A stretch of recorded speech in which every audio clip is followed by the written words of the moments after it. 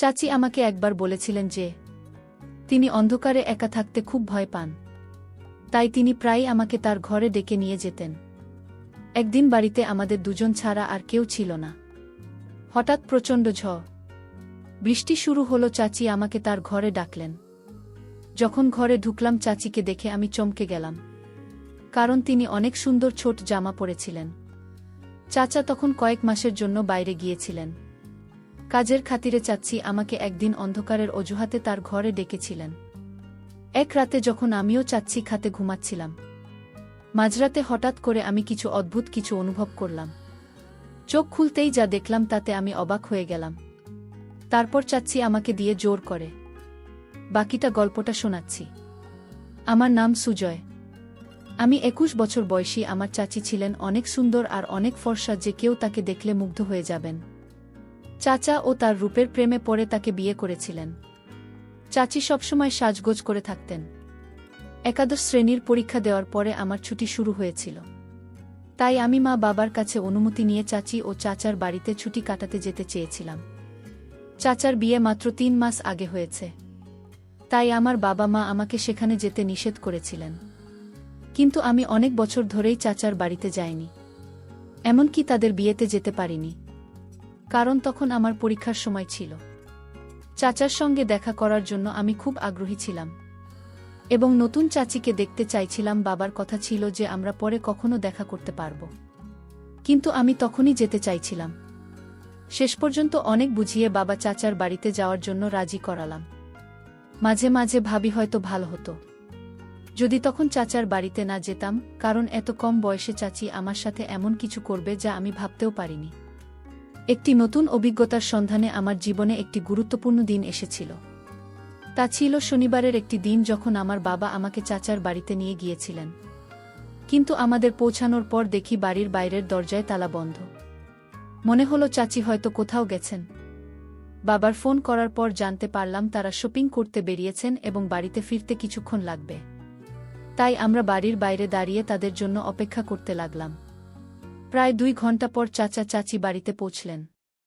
বাবা বাইরে গিয়ে তাদের সঙ্গে দেখা করলেন আর চলে গেলেন আমাকে রেখে, এবং আমরা সবাই একসঙ্গে বাড়ির দিকে ফিরতে শুরু করলাম। চাচি তখন স্কার্ফ দিয়ে মুখ ঢেকেছিলেন এবং চাচার বাইকে বসেছিলেন। আমি দেখতে পেলাম চাচি অনেক সুন্দরী। চাচা ছিলেন সাধারণ দেখতে, কিন্তু চাচি সত্যিই সুন্দর ছিলেন। অন্যদিকে চাচা হঠাৎই আমাকে ডাকলেন, সুজয়, কি দেখছো তুমি? অনেকক্ষণ ধরে তোমাকে ডাকছি। তার ডাকে আমি কিছুটা অপ্রস্তুত হয়ে গেলাম, তবে দ্রুত সামলে নিয়ে বললাম, আমি ভালো আছি, এবং চাচাকে সালাম করলাম। এতদিন পর আমাকে দেখে চাচা খুবই খুশি হলেন। মনে হচ্ছে যেন আমরা অনেক দিনের পরিচিত। এখন 2 দিন ধরে চাচার বাড়িতে ছিলাম।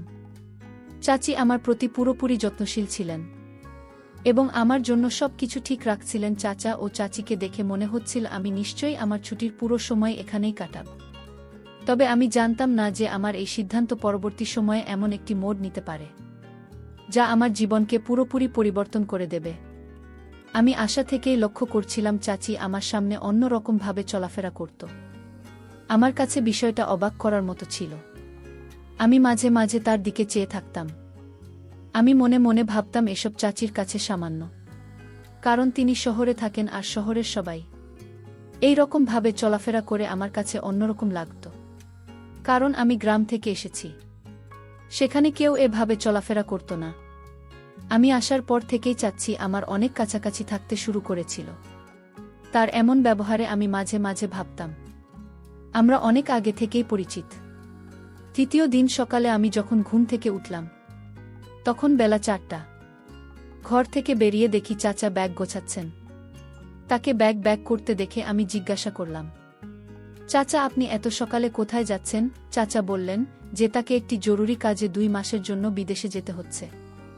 আমি হতাশ হয়ে বললাম, কি বলছেন চাচা? আমি তো এখানে মাত্র 2 দিন হলো এসেছি, এবং আপনি এত তাড়াতাড়ি চলে যাচ্ছেন। আমি আপনাকে যেতে দেব না। চাচা আমাকে বোঝাতে লাগলেন, এটা আমার জন্য একটি গুরুত্বপূর্ণ সুযোগ। যদি আমি হারিয়ে ফেলি তাহলে আমি নিজেকে মূর্খ মনে করব। এই প্রজেক্টে কাজের অভিজ্ঞতা আমাকে ভবিষ্যতে একটি ভালো পদে এনে দিতে পারে। চাচার কথার গুরুত্ব বুঝতে পেরে আমি আর কিছু বললাম না। বললাম ঠিক আছে। আজ সন্ধ্যায় আমি বাবাকে জানিয়ে দিচ্ছি এবং আমি নিজের বাড়ি চলে যাব। বাবা এসে আমাকে নিয়ে যাবে। কারণ আপনি না থাকলে আমি এখান থেকে কি করব? চাচা বললেন, সুজয় এখন আমি চলে যাচ্ছি। তুমি এখানেই থাকবে এবং তোমার চাচির খেয়াল রাখবে। আমার ফিরে আসা পর্যন্ত তোমাকে এখানেই থাকতে হবে। তার কথা শুনে আমি অবাক হয়ে গেলাম। চাচা না থাকলে আমি আর চাচি বাড়িতে একা কিভাবে থাকব? চাচা আরও বললেন, মনে রেখো তোমার চাচি অন্ধকার থেকে ভয় পায়। তাই তাকে যে কোনোভাবে সাহায্য করতে দ্বিধা করবে না। আমি তখন কিছুটা অস্থির হয়ে পড়েছিলাম এবং চাচি মানে অন্ধকারে ভয়। এটা আমার কল্পনাতেও ছিল না। চাচি সম্পর্কেই নতুন তথ্য আমাকে কিছুটা হতাশ করেছিল। প্রথমে তো আমি রাজি হতে চাইছিলাম না, কিন্তু চাচার জোর করার জন্য তার কথা আমাকে শুনতেই হলো। তারপর আমি চাচির দিকে তাকালাম। আমার কথা শোনার পর চাচি আমার দিকে তাকিয়ে অদ্ভুতভাবে হাসছিলেন। মনে হলো আমার এখানে থাকার কথা শুনে তিনি অনেক খুশি হয়েছিলেন। আমি চাচাকে সাহায্য করতে লাগলাম, তার কাপড় গুছিয়ে রাখতে এবং পরে তাদের বিমানবন্দরে পৌঁছে দিতে। চাচাকে বিদায় জানিয়ে আমি এবং চাচি বাড়িতে ফিরলাম। বাড়িতে তখন শুধু আমি এবং চাচি। আমি চাচার সঙ্গে শহরে ঘুরে বেড়ানোর পরিকল্পনা করেছিলাম, কিন্তু চাচার বেরিয়ে যাওয়ায় সবটা ভেস্তে গেল। তবে এটি ভাবার চেয়ে বেশি গুরুত্বপূর্ণ হলো চাচি চলে যাওয়ার পর রাতে নিজের ঘরে বসে মোবাইলে নাটক দেখেছিলাম। কিছুক্ষণ পর নাটক দেখে বিরক্ত লাগে। ভাবলাম টিভি দেখা যাক, তাই বসার ঘরে গিয়ে টিভি চালিয়ে বসলাম। একটু পর চাচি এসে হেসে বললেন, কি রে সুজয়, চা চলে যাওয়ার পর কি তোমার এই বাড়িতে মন বসছে না? চাচি আমার পাশে এসে বসে গল্প করতে থাকলেন। তার কথাগুলো শুনতেও আমার অনেক ভালো লাগছিল। আমি ভাবিনি যে চাচি আমার সাথে এত ফ্রি হয়ে কথা বলবেন। একদিন চাচি আমাকে বললেন, চলো বাইরে একটু ঘুরে আসি। চাচি স্কুটি নিয়ে বের হলেন আর চাচি স্কুটি চালাচ্ছেন আর আমি পিছনে বসেছিলাম। এতে চাচি খানিকটা অস্বস্তিতে পড়েন। আমি ঠিক বুঝতে পারছিলাম না এটার মানে কি হতে পারে। বাড়িতে ঢুকে দরজা বন্ধ করার পর হঠাৎ ঘরের সব আলো নিভে গেল, চারপাশে অন্ধকারে ঢেকে গেল। মুহূর্তে আমি তখন চাচির পিছনে দাঁড়িয়েছিলাম। ভয়ে চাচি আমাকে শক্ত করে ধরে ফেললেন। তার এই আচরণে আমি কিছুটা বিস্মিত হয়ে গেলাম। বড় হওয়ার পর এমন অভিজ্ঞতা আগে কখনো হয়নি। বুঝতে না পেরে আমি স্থির হয়ে দাঁড়িয়ে রইলাম এবং তারপর হঠাৎ করে আলো আবার চলে এল। আলো আসতেই তিনি সোজা হয়ে আমাকে ছেড়ে দিয়ে বললেন, মাফ করে দাও, অন্ধকারে আমি ভয় পেয়েছিলাম, এবং মৃদু হাসি দিয়ে তার ঘরে চলে গেলেন। আমি হতভম্ব হয়ে গিয়েছিলাম এবং ভাবছিলাম যেখানে ঠিক হচ্ছে না। কিছু সময় পরে চাচার বলা কথা মনে পড়ল। চাচা বলেছিলেন চাচি অন্ধকারে ভয় পান এবং তোমার দায়িত্ব তার দেখভাল করা। তখন বুঝলাম চাচি আমাকে অন্ধকারের অজুহাত দেখিয়ে জড়িয়ে ধরেছিলেন। রাতের বেলা আমি ঘরে গিয়ে শুয়ে পড়লাম, কিন্তু চাচির কথা বারবার আমার মনে চলে আসছিল। তিনি ছিলেন বেশ আধুনিক আর আমি তো এক গ্রামের ছেলে, তাই তার আচরণগুলো আমার জন্য খুবই অন্যরকম লাগছিল। হয়তো তার কাছে সামান্য ছিল। পরের দিন সকালে উঠে দেখি চাচি রান্নাঘরে চা তৈরি করছেন। তার দিকে তাকাতে কিছুটা অস্বস্তি হচ্ছিল, কারণ তিনি এখনও রাতে রান্না করছিলেন এবং তিনি মনে হয় আমাকে তা ছিল করেছিলেন। যখন আমি জল পান করতে কিচেনে গেলাম, তখন চাচি আবার আমাকে বললেন। আমি কিছুটা অবাক হয়ে গেলাম, কারণ আগের দিনের ঘটনা এখনও আমার মাথা থেকে বের হয়নি। তিনি হাসি মুখে বললেন, আরে সুজয়, কিসের এত লজ্জা? আমি তোমার চাচি, আর চাচির কাছে কোনো কিছু রোজ করতে হয় না। কিন্তু গত রাতে আমি সত্যিই খুব ভয় পেয়েছিলাম। যদি তোমার খারাপ লাগে তবে আমাকে মাফ করে দিও। তুমি আমার ভাতিজা, আমার ছেলের মতো, এবং আমি তোমার চাচি, তাই তোমার সঙ্গে অধিকার আমার আছে। চাচির এই আচরণে আমি কিছুটা হাসলাম, কিন্তু তারা এমন আচরণগুলি আমার মনে নতুন এক অনুভূতি তৈরি করতে শুরু করল। আচমকা মনে হলো আমি এখন বড় হয়ে যাচ্ছি, আর চাচা হয়তো বুঝতে পারেনি যে এমন কিছু করতে পারে। কিছুদিন পরে এক সন্ধ্যায় মোগলাই খাবার ইচ্ছা হলো। ভাবলাম চাচিকে বলবো, তাই তার ঘরের দিকে গেলাম। চাচির ঘরের দরজা সামান্য খোলা ছিল, তাই অনুমতি ছাড়াই ঢুকে পড়লাম। তিনি বালিশে হেলান দিয়ে মোবাইলে দেখছিলেন, আর তাকে এই অবস্থায় দেখে আমি কিছুটা অস্বস্তি অনুভব করছিলাম। দরজার কাছে দাঁড়িয়ে আস্তে করে তাকে ডাকলাম, কিন্তু তিনি শুনলেন না। মোবাইলে মনোযোগ থাকার কারণে আমার ডাক্তার কানে পৌঁছায়নি। একটু সাহস সঞ্চয় করে ধীরে ধীরে তার পাশে গিয়ে দাঁড়ালাম। আমি যখন চাচির মোবাইলের দিকে তাকালাম তখন চোখ কপালে ওঠার মতো। অবাক হলাম, যা দেখেছিলাম তা আমার কাছে একদম নতুন ছিল। খানিকটা অস্বস্তি হচ্ছিল, তাই তাড়াতাড়ি দরজার কাছে ফিরে গিয়ে চাচিকে একটু জোরে ডাকলাম। চাচি হঠাৎ চমকে উঠে বসে পড়ে এবং কিছুটা বিস্মিত হয়ে বললেন, কি হয়েছে? আমি বিষয়টা এড়িয়ে গিয়ে শুধু বললাম, কিছু না। তারপর নিজের ঘরের দিকে চলে গেলাম। ঘরে ফেরার পথে মনে পড়ছিল চাচিকে আজ একটু আলাদা লাগছে। রাতের বেলা ভারী বৃষ্টি হচ্ছে। হঠাৎ বিদ্যুৎ চলে যাওয়ায় চাচি আমাকে ডাকলেন। আমি তার ঘরে গেলে চাচি আমাকে বসতে বললেন। তাকে দেখে মনে হচ্ছিল তিনি বেশ সুন্দর লাগছিলেন। চাচি বললেন, সুজয়, তুমি যতক্ষণ লাইট আসে আমার কক্ষে থাকতে পারো। আমাকে অন্ধকারে ভয় লাগে। আমি সেখানে থাকতে রাজি হলাম। আমরা কিছুক্ষণ ধরে কথা বলতে লাগলাম। চাচি আমাকে জানালেন চাচি ও চাচা আর খুব তাড়াতাড়ি বিয়ে হয়েছিল। তিনি বললেন, আমার ও তোমার চাচার 1 বছর আগে প্রথম সাক্ষাৎ হয়েছিল এবং আমাদের প্রেম এত দ্রুত বাড়তে থাকে যে আমরা কিছুদিনের মধ্যেই বিয়ের সিদ্ধান্ত নিই। গল্প করতে করতেই সময় চলে যায়। যখন আমি ফের ঘরে যাবার কথা ভাবছিলাম, তখন চাচি আমায় বললেন, সূর্য, যদি তোমার আপত্তি না থাকে তাহলে কি তুমি আজ রাতে আমার ঘরে থাকতে পারো? আমার মনে কোনো দ্বিধা ছিল না, কারণ চাচি ও আমি একা ছিলাম।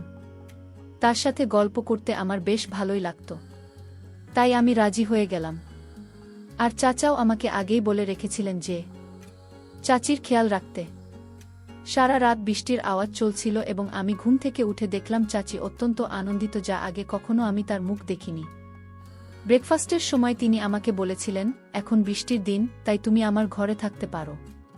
চাচি আমাকে বলেছিলেন, যদি তোমার কোনো সাহায্য প্রয়োজন হয় তাহলে বিনা দ্বিধায় জানাতে পারো। রাতে আমরা গল্প করছিলাম, কিন্তু হঠাৎ করে আমার শরীরটা একটু খারাপ লাগতে শুরু করল।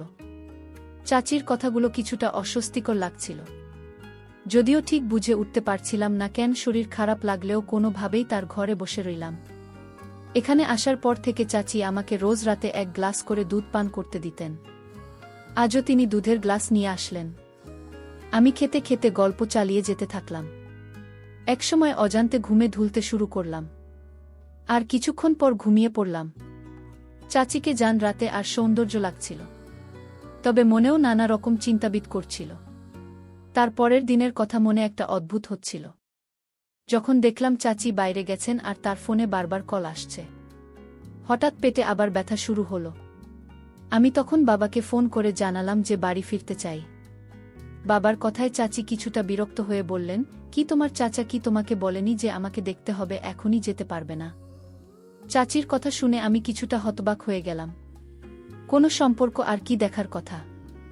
সবকিছু জট পাকিয়ে গেল। আমি যখন বিষয়টা জানতে চাইলাম, তিনি বললেন, আমি জানি না, তবে তোমাকে এখানেই থাকতে হবে। চাচি আমাকে যেতে না দেওয়ার জন্য জোর করছিলেন, কিন্তু পেটের ব্যথা ততক্ষণে বেড়েই চলেছিল। এই অবস্থায় আমি বেশ অস্থির হয়ে উঠেছিলাম, কারণ ব্যথা কমার কোনো লক্ষণই ছিল না। কিন্তু আমি বুঝতেই পারছিলাম না কেন আমি এমন হচ্ছে। এমন অভিজ্ঞতা আমার জন্য নতুন ছিল। চাচা বাইরে গেছেন প্রায় 1 সপ্তাহ। সন্ধ্যা 7টায় বাড়ির বেল বেজে উঠবেন, ফলে চাচি দরজা খুলতে গেলে দরজা খুলতেই পুলিশ দাঁড়িয়েছিল। পুলিশকে দেখে চাচি কিছুটা ভয় পেয়ে গেলেন। পুলিশ চাচিকে জিজ্ঞাসা করলেন, আপনার আসল উদ্দেশ্য কি? আমি কিছুই বুঝে উঠতে পারছিলাম না। এদিকে আমার পেছনে বাবা চাচিকে নিয়ে এসে হাজির হলেন, আর চাচার হাতে বেশ কিছু ফাইল ছিল। হঠাৎ আমি বলে উঠলাম, চাচা, আপনি তো কাজের জন্য 2 মাসের জন্য বিদেশে গিয়েছিলেন। এরপর বাবার দিকে ফিরে জিজ্ঞাসা করলাম, সব কিভাবে ভাবে ঘটছে? বাবা আমাকে জানালেন, যখন তোমাকে এখানে রেখে আসি তখন আমি থানায় গিয়েছিলাম। সেখানে এমন এক মেয়ের সম্পর্কে জানতে পারি, যার খোঁজ আমার সহকর্মীরা করছিল। আমি মেয়েটিকে চিনতে পারিনি, তবে সোশ্যাল মিডিয়ায় চাচার ছবি দেখে বুঝলাম আসলে তোমার চাচার নাম পরিবর্তন করে পরিচয় লুকিয়ে চাচিকে বিয়ে করেছেন। চাচার ফোন কেটে যাওয়ার পরেই বাবার কাছে বিস্ময়কর তথ্য এল, চাচা আর চাচি বেআইনি কাজে জড়িত ছিলেন এবং অন্যদের ফাঁদে ফেলেছিলেন। এভাবে তার টাকা ইনকাম করতেন। আমার সাথে এমনটা ঘটাতে চাইছিল। তখনই বুঝলাম কেন আমার পেটে এত অস্বস্তি ব্যথা হচ্ছিল। চাচা সম্ভবত লুকিয়ে আমাকে এমন কিছু পান করেছিলেন যাতে আমার অস্বাভাবিক লাগছিল, আর চাচি ও তা জানতেন। গত রাতের ঘটনাগুলো মনে করতে শুরু করলাম। মনে হল চাচা আর চাচি সম্পর্কের মূল্য না দিয়ে কেবল দ্রুত টাকা কামানোর মোহে অন্ধ হয়ে গিয়েছিলেন। ধীরে ধীরে বিষয়টি পরিষ্কার হল। কেন চাচা এত দ্রুত এই শহরে উন্নতি করলেন? আমি চাচার আতিথ্য উপভোগ করতে গিয়েছিলাম, কিন্তু তারা আমাকে ধোঁকা দিয়েছেন। বাবা বিষয়টি নিয়ে খোঁজ না করলে হয়তো আমি আরও বিপদে পড়তাম। আজকাল সম্পর্ক, ভালোবাসা, অনুভূতির কোনো মূল্যই নেই। মনে হয় সবাই কেবল নিজের সাথেই চলে। তাই যা এক সময় ছিল এখন আর তা নেই। এই গল্পে প্রিয়জন বা আপনি ছদ্মবেশে থাকা মানুষও ক্ষতি করতে পারে। ফলে এমন কারো প্রতি অন্ধভাবে বিশ্বাস না করে প্রতিটি সম্পর্কে সতর্কতার সাথে পর্যবেক্ষণ করা প্রয়োজন। বন্ধুরা, আজকের গল্পটি কেমন লাগলো তা অবশ্যই কমেন্ট করে জানাতে ভুলবেন না। আর এরকম নতুন নতুন গল্প পেতে চ্যানেলটিকে সাবস্ক্রাইব করে পাশে থাকবেন। ধন্যবাদ।